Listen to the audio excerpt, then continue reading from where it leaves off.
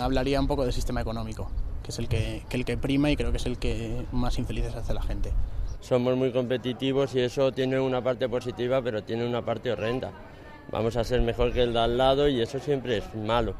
Las jerarquías están como detentan el poder durante el máximo tiempo posible, que les es posible a ellos, y parece que les hace feliz el realmente machacar a los que tienen por debajo. Hace 20.000 años los humanos inventaron la agricultura y antes de eso se habían pasado el resto de la historia como cazadores-recolectores.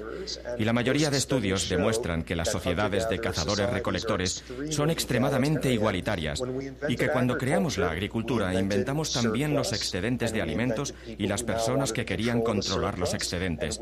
Implantamos las jerarquías.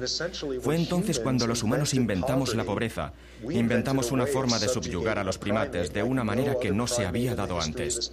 Hemos ideado un sistema que aplasta a la gente. Throughout the chapters of this book, Sapolsky finds himself coming back to the same question. Is there a neurochemical imbalance to blame for behavioral problems in society? Fundamentally, Sapolsky supports neuroscience and behavioral biology understandings. Both fields adopt an objective viewpoint when it comes to researching human behaviour. There is always an underlying biology going on, and also a trigger from the environment around us that sets off this biological process in the first place. Consider the fight or flight response for a moment, just as an example. Sapolsky describes various case studies and experimental research which reveal new findings when it comes to analysing stress and its effects on the human body. A case study he demonstrated consisted of a baboon troop which was comprised of 2 leading alpha males. When a new alpha male entered the established troop, the 2 previous alpha males were under a lot of stress and were shown to have a decline in white blood cells of around 25% compared to a normal healthy baboon. This new alpha male that entered the group is usually identified as a transfer male. Sapolsky repeated his research to ensure consistency. Stress hormones can be found in the blood, and Sapolsky had to put the stressed baboons to sleep in order for a blood sample to be taken and delivered back to the lab. This is a very important finding. If there is a direct correlation here between a stressor in the environment and the declinature of white blood cells, we really need to rethink our own human society if we want to live healthier lives.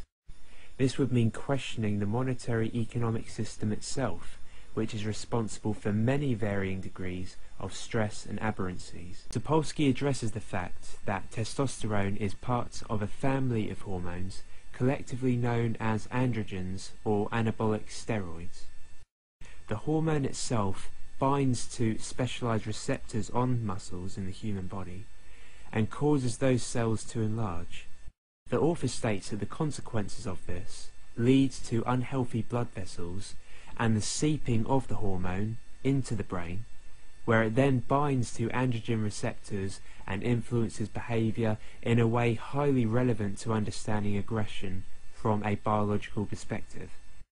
To gain a better understanding into the effects of testosterone as a hormone, behavioural biologists over the years have conducted what are known as subtraction experiments. This consists of the removal of the testes on an animal, and results have proven after this that aggression had in fact plummeted. However, an injection of the hormone synthetically can cause for aggression to return. Sapolsky goes on to say that knowing the differences in levels of testosterone in the circulation of, let's say, a bunch of males will not help you much in figuring out who is going to be aggressive. He attempts to explain that testosterone isn't causing aggression, it's merely exaggerating the aggression that's already present. In the words of Sapolsky, removing the testes does not stop aggression altogether, it just declines. Social conditioning can more than make up the hormone. The author is quick to reiterate that our behavioural biology, is usually meaningless outside of the social factors and environment in which it occurs. Knowing all of this demonstrates that the nature versus nurture debate is completely irrelevant.